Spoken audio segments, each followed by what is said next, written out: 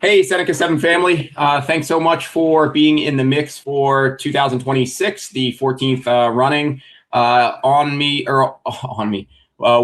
here with me at the moment is co-founder and co-RD Jackie, and who is amazing and doing all the volunteer coordination in addition to all the assists with coursework and everything Seneca7. So if you have questions after this, we will have a Q&A next week, but also feel free to reach out to either Ian, I-A-N, at Seneca7, or I'm sorry, rednewtracing.com, or Jackie at rednewtracing.com, and we will follow up with further questions.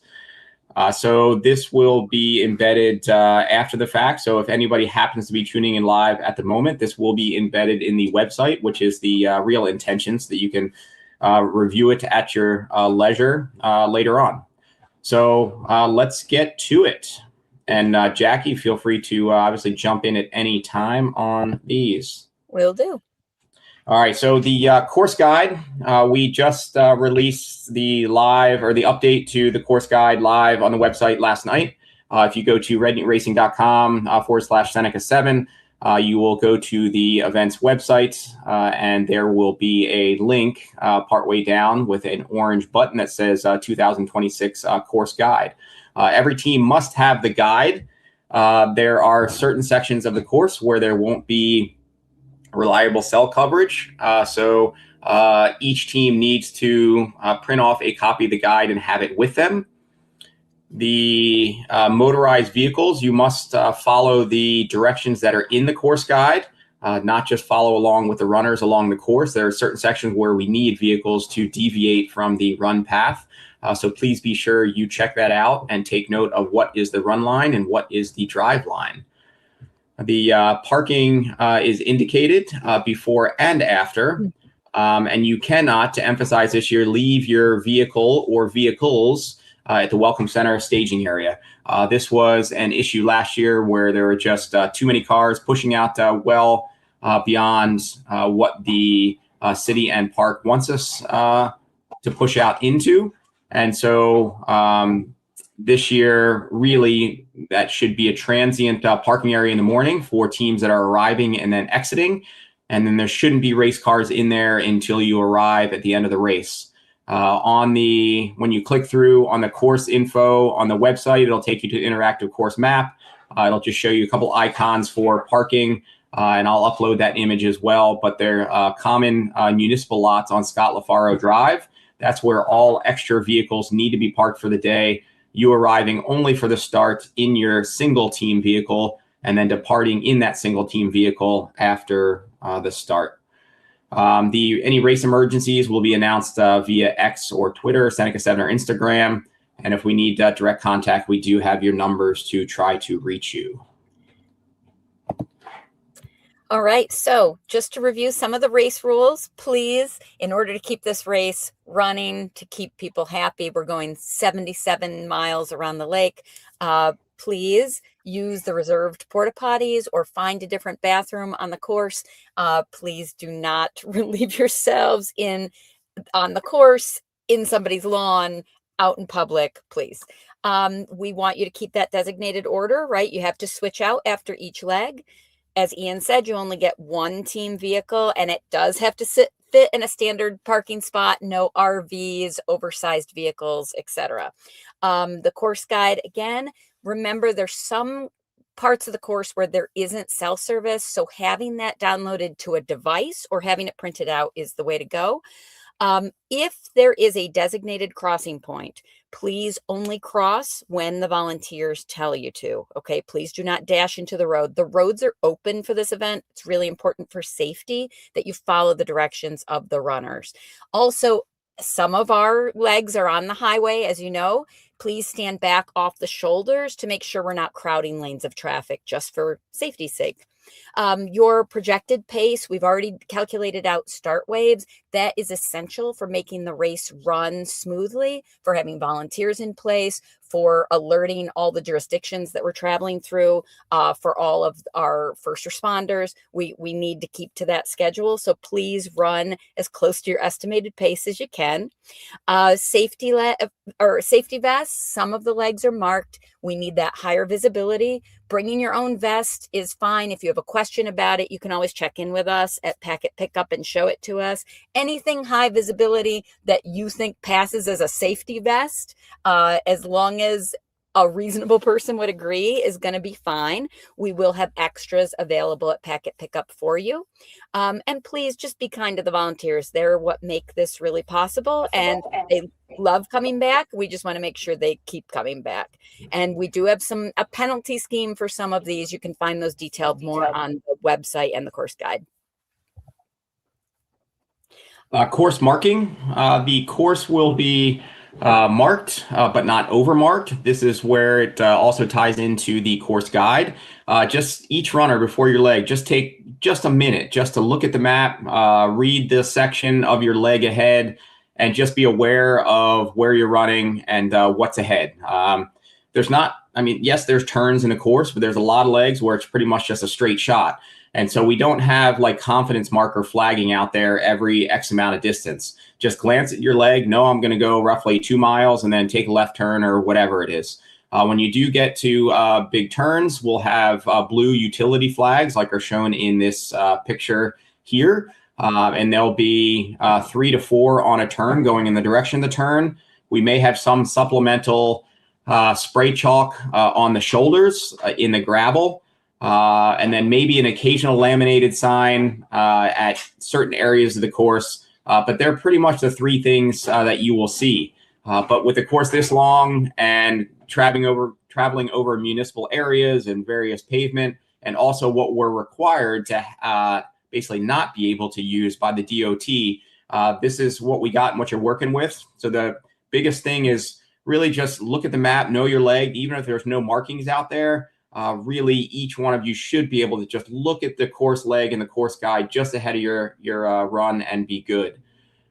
Vehicles, as you're traveling, also take note of a couple signs that will be out there on your course. For instance, on the first one, we should have a sign that says to remind you to take that right, driving to exchange 1. Again, that's one of the first times you'll deviate is in that first leg from the run line. So just be aware of vehicle directions and look for lawn signs out there as well. Exchange points. There's going to be a consistent handoff zone, crossing point where there is crossing in case parking is in a different spot, or and volunteers will be there to guide you. Only one team vehicle allowed in exchange point parking. There's only one team vehicle allowed out there at all in the course in terms of one team vehicle, but try to be mindful of the spaces that are out there too, and not getting too nutty with where you're trying to jam vehicles. Obviously that can become a problem. Sorry, spectators, that does go into the just one vehicle out there in a course. So, we can't control. It's general, as Jackie mentioned, open course. People might be out there spectating, whatnot, but please don't plan on that. These exchange areas get really tight. Safety is of utmost importance, and also for just flow of the race, for people not getting completely jammed up. We'll have almost all exchange points will have porta potties. Some are reserved for the next runner. Jackie will be out there ahead and just putting some signs on occasional porta johns. And that's, not to be elitist or, whatever, however that goes. But please know that some are really in time crunches, and we really want to prioritize the next runner. If you're, not running for a couple legs, whether you can maybe back up and go to the next exchange point. Please, again, be kind to all the volunteers out there. Obviously, as you know and realize, the volunteers it's completely not possible in any way, shape, or form without the extent of volunteers that are on the course, and they're really out there to keep you safe. So in that safety thought train, as you are at these exchange points, just really be mindful of what the flow is, where the volunteers are. They're out there to keep an eye, multitasking, head on a swivel, looking at traffic, looking at you. looking all around to keep us safe. Please only cross roads and exchange points when they say. Again, that is at risk of penalty or disqualification. You can only cross at that point and only under the consideration and communication with the volunteers who are there.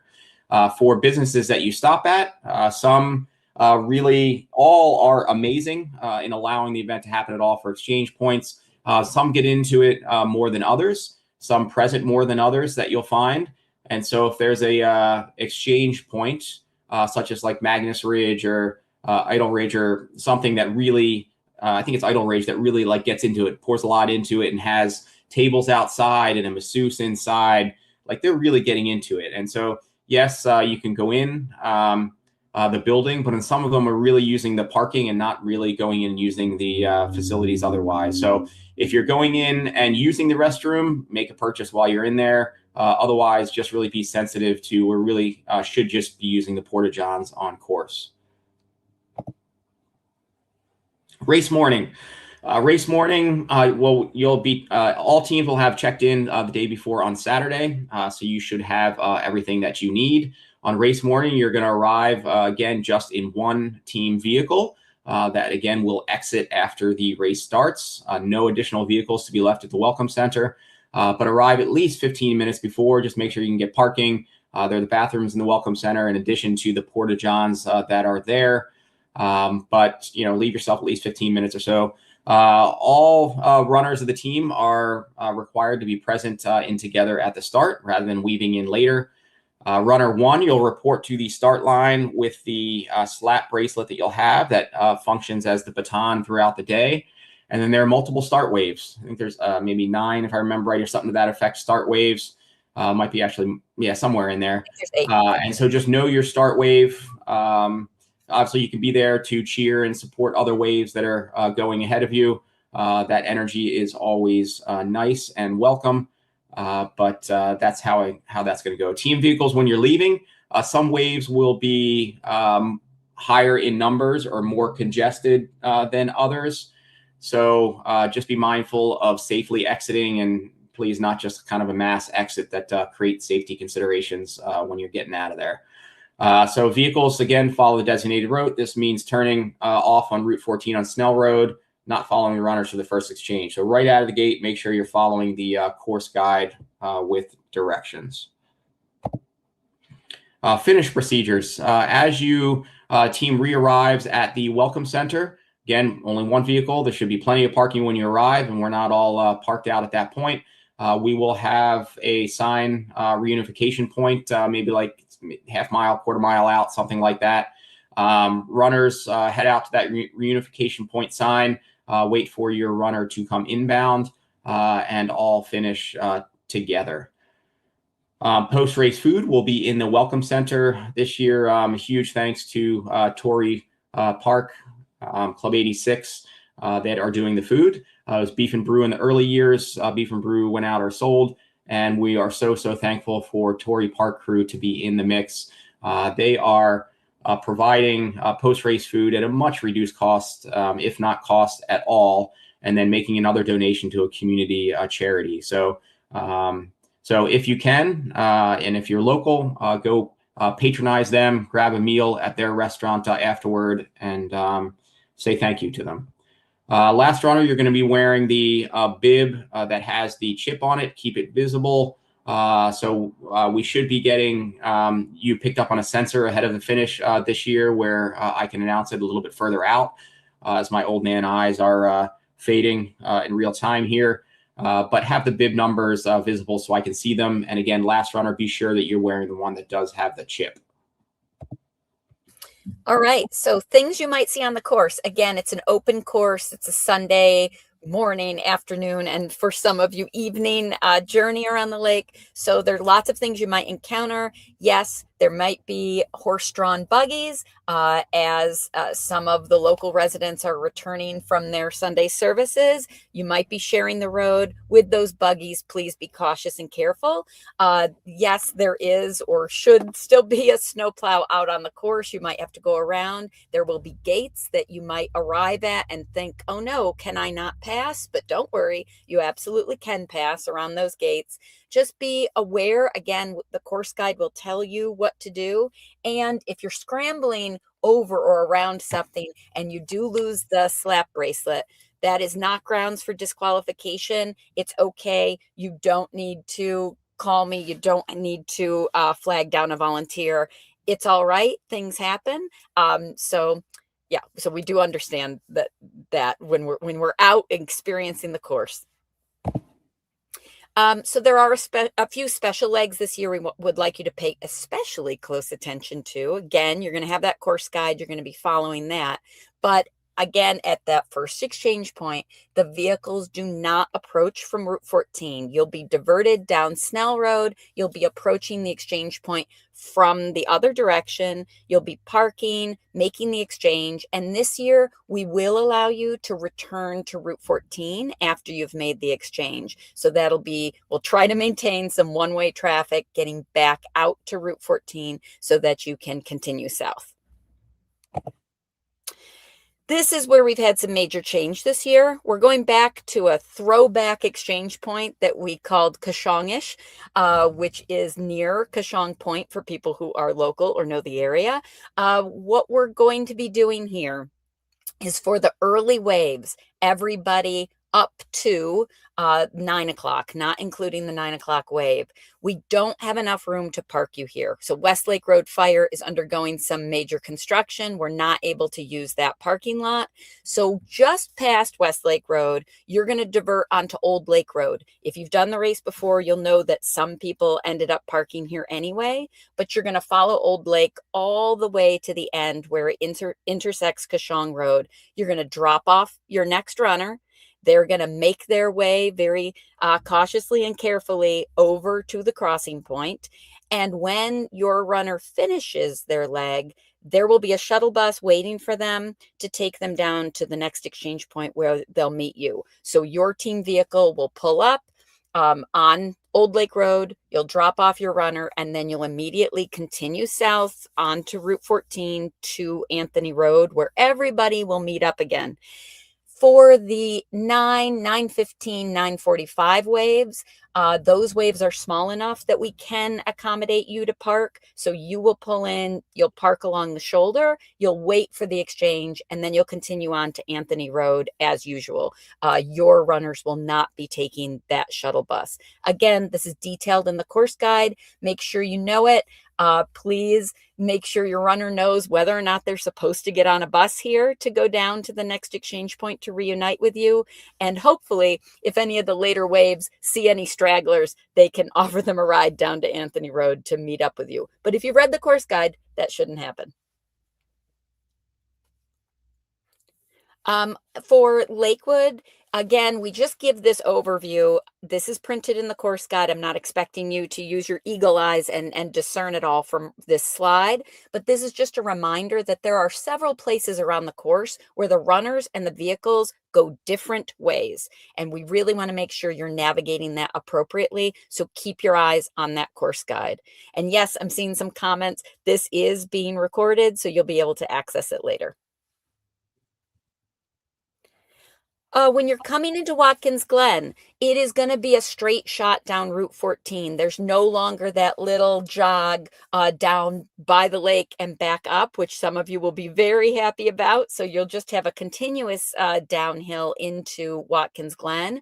You're going to, once you get into Watkins Glen, you'll be in kind of a coned off section, keeping you separated from the vehicle lane. And then you will enter the main Watkins Glen Village and you'll get onto the sidewalk.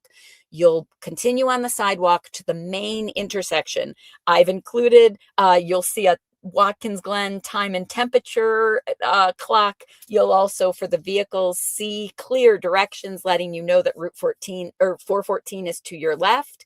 You'll make that left turn. Runners stay on the sidewalk all the way up to Clutie Park in Watkins Glen. That's halfway point. When you're coming out of Watkins Glen, every year we say it would be really great to carpool, and this year we really mean it. For those of you who are returning to the event, you know this Covert Road exchange point is perhaps the most congested on the course, and it has the least parking. So we have two kind of pinch points coming together right there. At this point in the race, you're going to know the people who are kind of traveling with you at the same pace. Why don't you all have one driver and a bunch of the next runners get into one vehicle, go up to Covert Road, have a much more peaceful and enjoyable exchange experience, and then you can all reunite at Scalehouse, which will be the exchange to the north of that. Again, vehicles who are driving to this exchange point, make sure you're not following your runners up 414. You'll see the deviation to Route 79. That'll take you a back way to Covert Road, where you'll be parking only on the north shoulder. We have the troopers there. They've got their own parking protocol that they'll have coned off. They'll be helping to calm vehicle traffic on 414 so that runners can cross, and we'll have volunteers letting you know when it's safe. Please use extra caution at this exchange point when you're crossing Route 414. We want you to be cautious all day, but especially here, the visibility and sight lines are a bit reduced, and we just want you to be safe. To that end, remember, you've got the runner has to have their safety vest for this leg, and each leg where a safety vest is required is described in the course guide.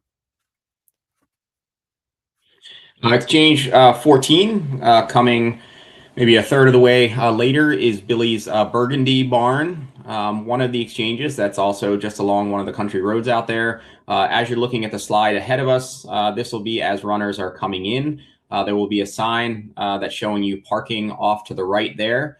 Right in that right corner, to the right of where there's a parking, there's also a private residence. That residence changed hands or sold, I think, about a year or so ago. I think the prior owner was, I don't know, very just nice and understood there's an event going and supportive, and that was awesome.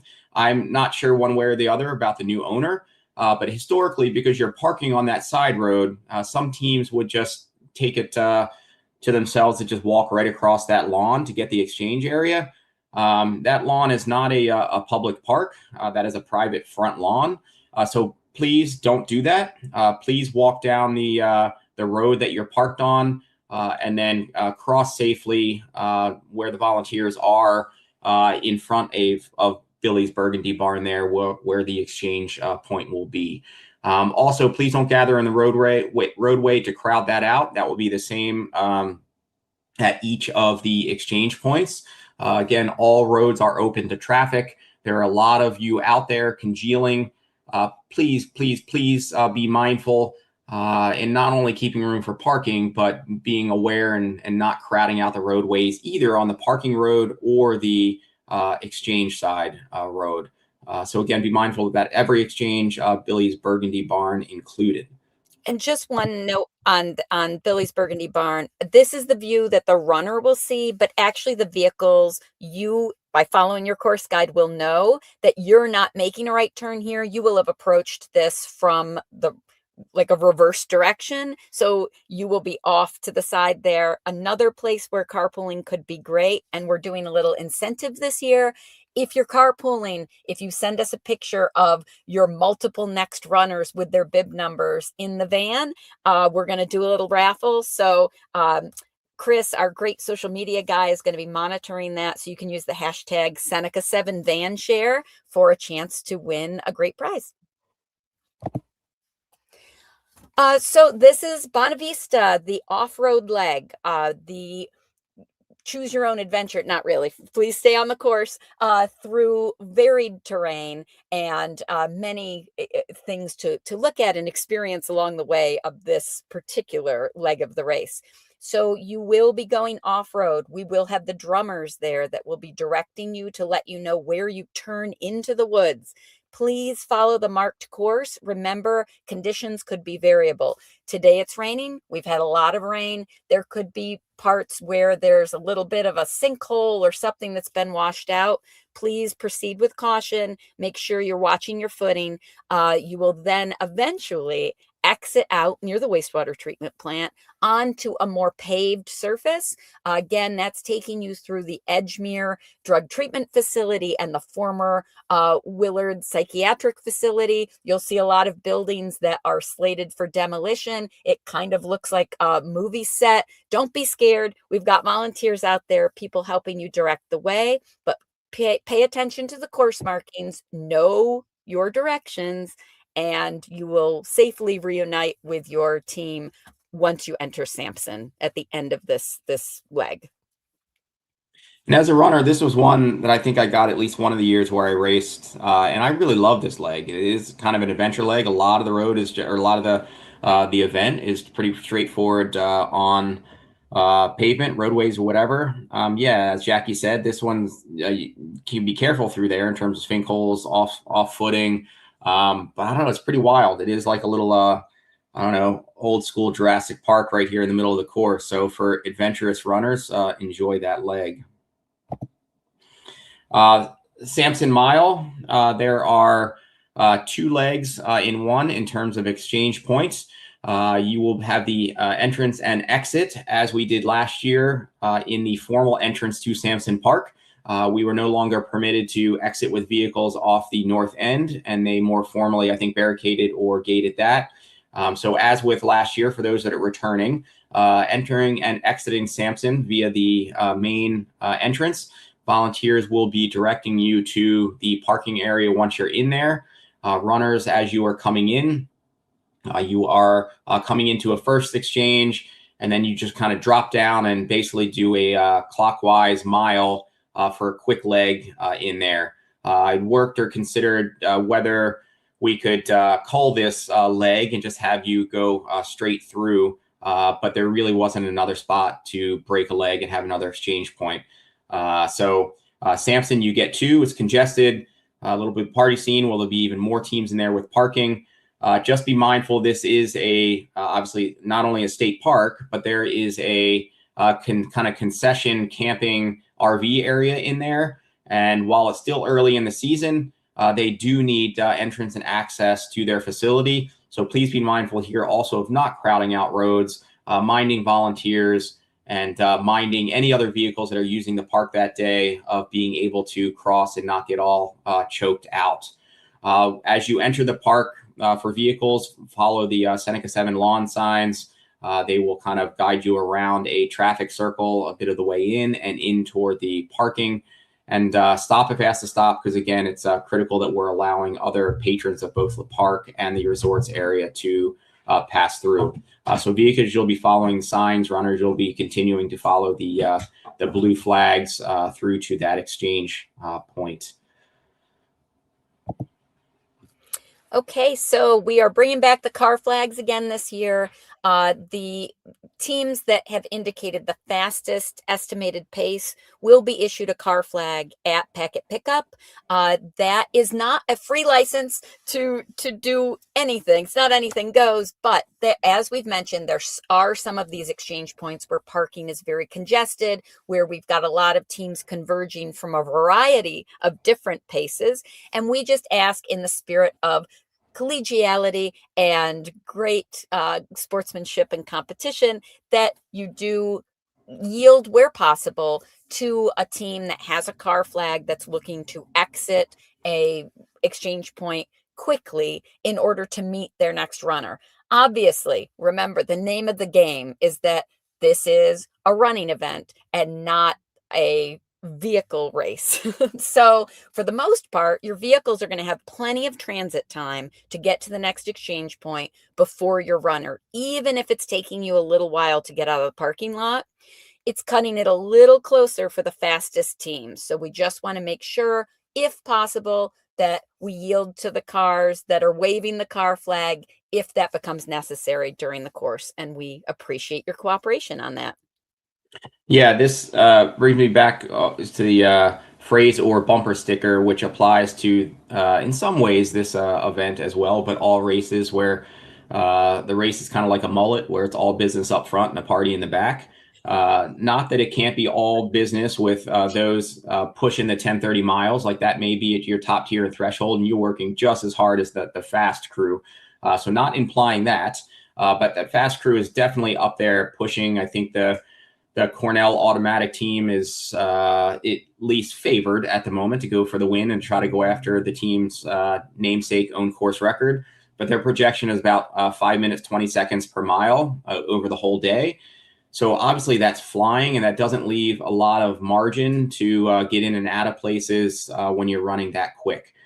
So not necessarily showing them favoritism as much as reality. The reality of the logistic is that they really need to get in and out because they really don't have that much time to hit the next or to get to the next runner.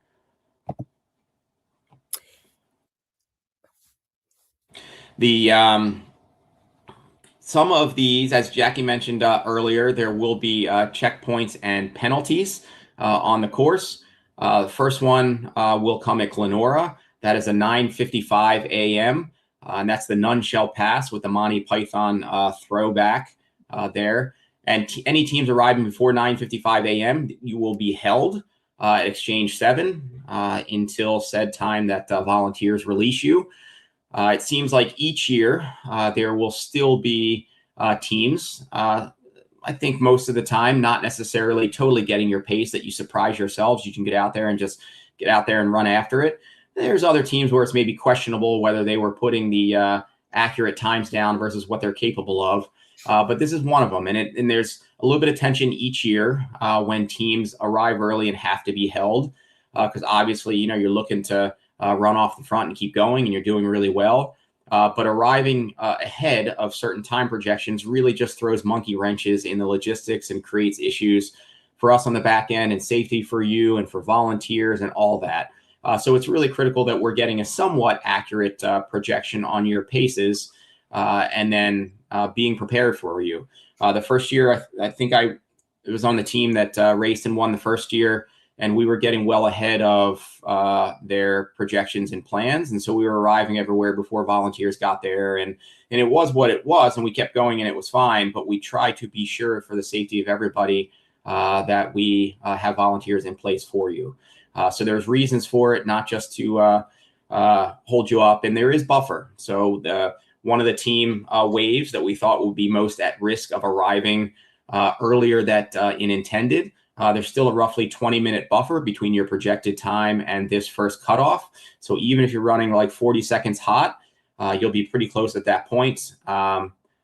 But that's where it comes in play. 6:30 p.m. All teams must clear Sampson North aid station, exchange point 17. At 7:57, teams must clear Watershed at exchange 20. That is for we are only permitted by DOT and other municipal and park permits to have everybody in before dark. And those timestamps are to ensure that happens. If you don't hit those timestamps, you're just not going to get in before dark. And that's just not, again, permitted by our event permitting.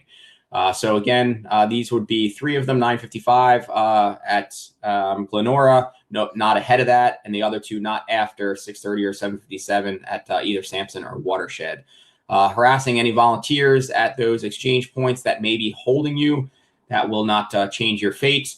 This is for the smooth and safe functioning of the event. So if you get there early, hang out, enjoy, and when it really comes down to it, a few minutes isn't going to make or break there. Potty talk. This is something that can also be a make or break for the event. There have been some years where entrants have taken upon themselves to make it a repeated thing to just drop some deuces on neighboring properties, even going into certain wooded sections where you think there's nobody around. It ends up there are houses closer than you think. And then we hear about it during and after the event, and where and in one year specifically where Chris, our media head here, is out there going to pick up your poop and toilet paper with his own hands in conjunction with the property owners. Like, it's a really big deal. So please, there are porta-johns out there for you to use. We nearly doubled the amount of porta-johns 2 years ago. So while, yeah, you're going to wait for a few minutes, 5 minutes, 10 minutes, whatever, there's more out there than there used to be. Please make use of them. Some teams get really creative with this and have their own setups or systems and mini tents. But you got to use those. Please don't risk putting the event just out of commission at all through not following this rule. Other questions. One, Megan, you said, appreciate that you remain fast teams, that the car flag doesn't give them free license to cut others off or generally be rude to others. Fast doesn't mean more important. Correct. Totally correct there. They need to be mindful and respectful as well. It's just us doing our part to try to keep an eye out in all of the congestion to be sure that we can try to move them through so they can catch the next leg. Otherwise, it gets all botched up as well. Live team tracking. We will again use Jeff Henderson, co-founder and prior co-RD, as tracking software. We will have it sent out to you in a link. When you go to the start time and wave Google page, you will see a team ID column on there as well. That team ID is your unique ID for your team that you will plug in to the live tracker software with the link we'll send you. When you arrive in an exchange point, you're just going to go to your individual team tracker link. You will plug in the time of day and basically hit add for that exchange point. And it will give you, after the fact, it'll show you the layout or grid of kind of road kills and how many were passed or passed by teams, and spit that out. The complete log is required for finisher medals and split times. So you do need to be hitting that. Even if you're recording your times, you can put it in after the fact if you miss it like in the moment. Just have the team look at what time you came in and put it in there in the timestamp. So the link that you'll receive, it'll look something to the effect of what's on the screen, and then you will have a URL where you will just take your unique runner or team or group ID code, and you will drop it in the end of the link there. Usually it is available for you to play with the week of or the week prior to the race, and then it'll wipe the slate clean with whatever you had played with in terms of artificial kind of times or splits that you had put in. It'll wipe clean and start with the start of the race again. That'll be there for us to use for you to check out different leg splits. And then we will have separate timing system at the end, which will be the chip time that will be through Leon timing. And it's through the Leon timing where you can look at the results formally online as well in terms of overall times and where people were seated for divisions. And just as a reminder, there are some places on the course where cell service is weak or non-existent. So it might be that you're waiting a bit before you can enter that time. If you accidentally or through impatience keep clicking and it advances you several exchange points, there is a delete button. You can go back and try again. So you might want to have someone just recording the team's times as you go, just in case you have any kind of team tracker mishap along the way. And this will be a spit out or a digital format of you using the tracking system and kind of what that looks like. And you can look at it in real time for live tracking and replay to see where others are and kind of how you're doing and how you're mixing it up. And then there'll be, again, digital representations of this data after the event. So many of you jumped on the idea of signing up as a charity slot to guarantee race entry and to have that entry fee go, a more substantial entry fee, go to some of our partner charities.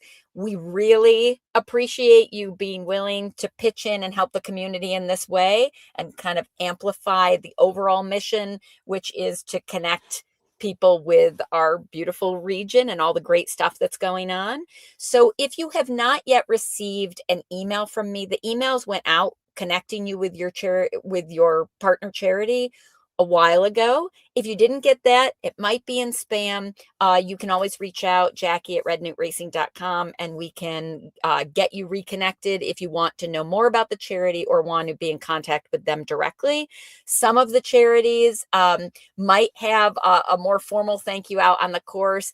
Every group does it a little differently, but I want you to know that they appreciate it, we appreciate it, and I think everybody who's doing the race appreciates this extra connection and partnership with the volunteer groups that are helping this be possible. We also every year have some contests. I mentioned before that we're going to have a raffle connected to the carpooling for you to share those selfies. But we always have a team name contest. Last year, Chris, who does social media and PR for us, tried a new way of doing this. We're going to do that again. We will announce the team name, creative team name finalists. Now, keep in mind, if you've won in the past, you're probably not in the running to be the best team name again. We want to give time, kind of shake things up a little bit, but we'll have the finalists for the best team name publicized on our social media and available at Packet Pickup. Bring your spare change. You'll vote by change. Chris will count it all up afterwards and then reach out to the winner, who can determine what charity all the voting change will go to. And you will have the title of Best Team Name for 2026. We'll also be on the lookout for those team costumes, and we encourage you to share over social media if you see a team costume you think is amazing, just to make sure that we don't miss it, right? So there's some additional social media activity during the race.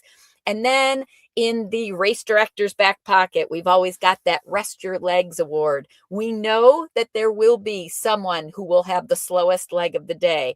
Now, we will randomly select a particular leg of the course on which that will be measured.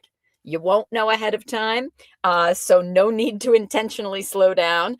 But we, using our very incisive high-tech methods, will determine who the awardee is for that. We'll reach out to the team captain and let you know, and there's a prize for that. There might be other impromptu prizes that crop up during the day, so it's a good thing to stay connected, somebody in your team, not your driver, with social media throughout the day.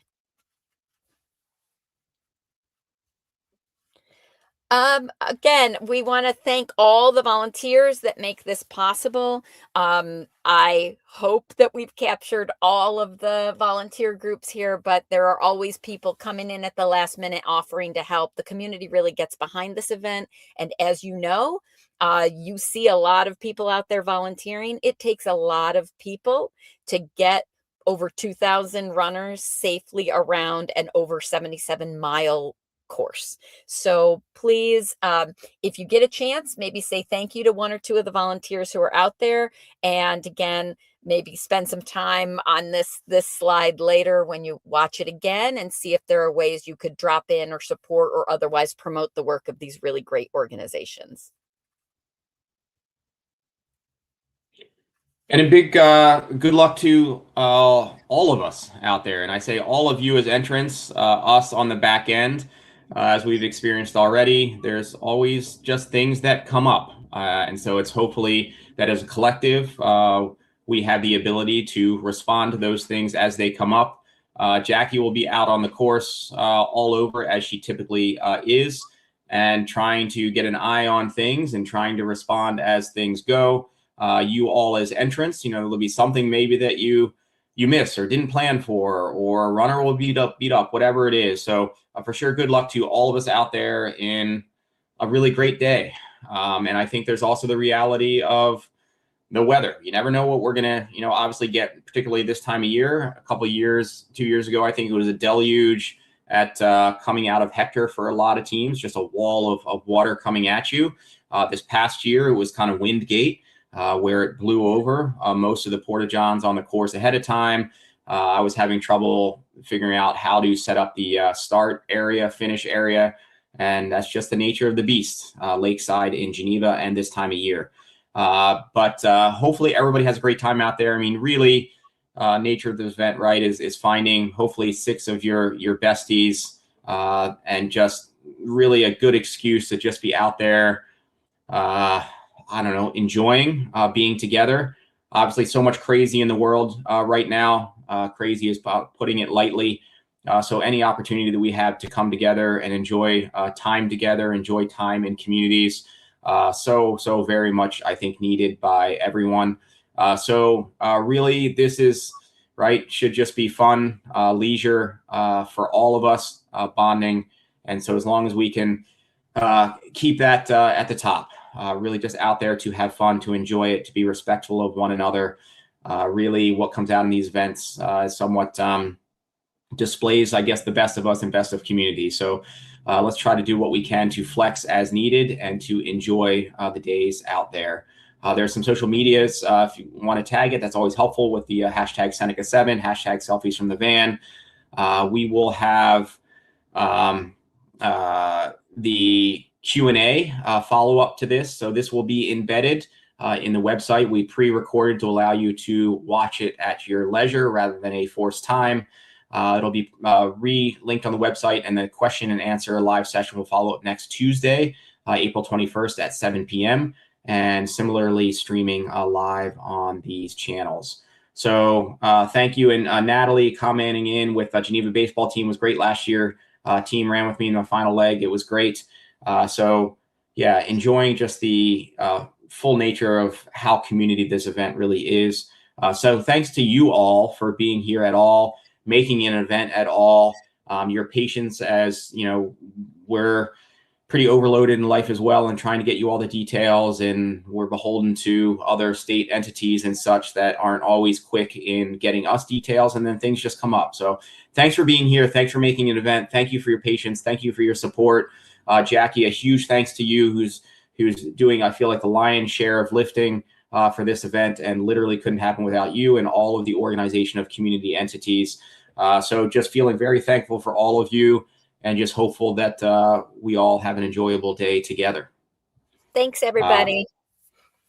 All right, so I will end this live stream at the moment. Again, it'll be reposted up, and we will get you another email here shortly just to reinforce that the team start times and wave links are live. To look for unique time or your group ID on that same page that will you use for the race tracker, and just to be more in touch. All right, so everybody have a good Tuesday or Wednesday as it is, and we will be in touch more soon. All right, see ya. Bye.